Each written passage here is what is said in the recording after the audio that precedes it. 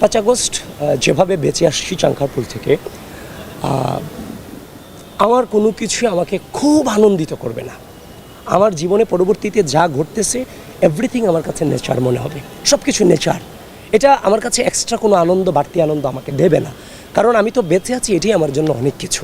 তো সব কিছু মিলিয়ে আমি এমন একটা পরিবেশ এই বিশ্ববিদ্যালয়ের মাটিতে আসলে মন থেকে দেখতে চাই, যেখানে কেউ হেরে গিয়ে আন্দোলন করবে না, কেউ কেউ জিতে গিয়েও অ্যাগ্রেসিভ আচরণ করবে না।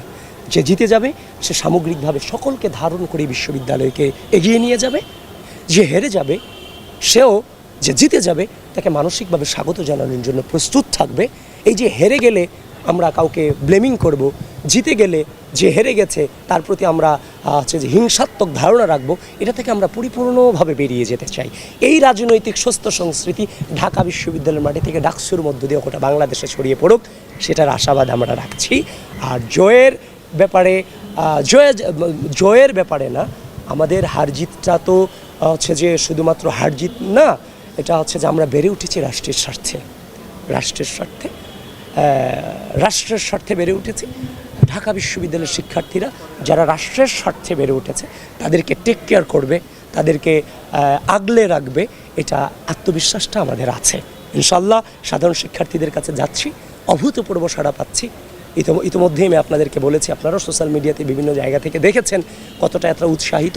এতদিন পরে সে মনে হচ্ছে আসলেই একটা ছাত্র রাজনীতি আমরা করছি, যেখানে সাধারণ শিক্ষার্থীরা আমাকে প্রশ্ন করছে, তার দাবি নিয়ে আমাকে বলছে, আমরাও সাধারণ শিক্ষার্থীদের দাবি নিয়ে কথা বলছি।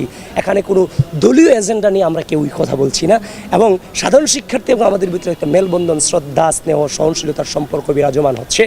এতদিনে মনে হচ্ছে আসলে একটা প্রপার ছাত্র রাজনীতি আমরা আলটিমেটলি করছি আর কি। আর অনলাইন এবং অফলাইন দুটা টোটালি ডিফারেন্ট। অনলাইনে যে ভোট আছে, অফলাইনে তো সেই ভোটটা নাই। এই জন্য প্রচারটা খুব সুন্দর হচ্ছে। নির্বাচনের আগের দিন পর্যন্ত আপনারাও চেষ্টা করেন, আমরাও চেষ্টা করি যেন একটা ছেলে কোনোভাবেই এসে দাঁড়িয়ে থাকতে না হয়, তার ভোটটা প্রয়োগ করে অল্প সময়ের মধ্যে যেন দিয়ে চলে যেতে পারে।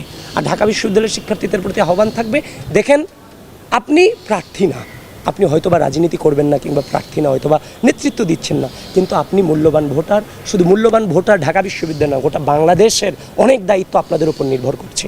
এই জন্য যত কষ্টই হোক, আপনারা কোনোভাবেই ভোট প্রয়োগের এই যে দীর্ঘ সময় ধরে জীবনের আমাদের আছে যে কত গুম, কত খুন, কত হত্যার বিনিময়ে আজকের এই আমরা ভোটাধিকার প্রয়োগ করতে যেতে পারতেছি। সুতরাং ওই জায়গার মধ্যে কোনোভাবেই যত কষ্টই হোক, এই একদিনের ভোটে কোনোভাবেই আপনারা নিরুৎসাহিত হবেন না। আমরা আপনাদের পাশে আছি, সার্বক্ষণিকভাবে পাশে আছি।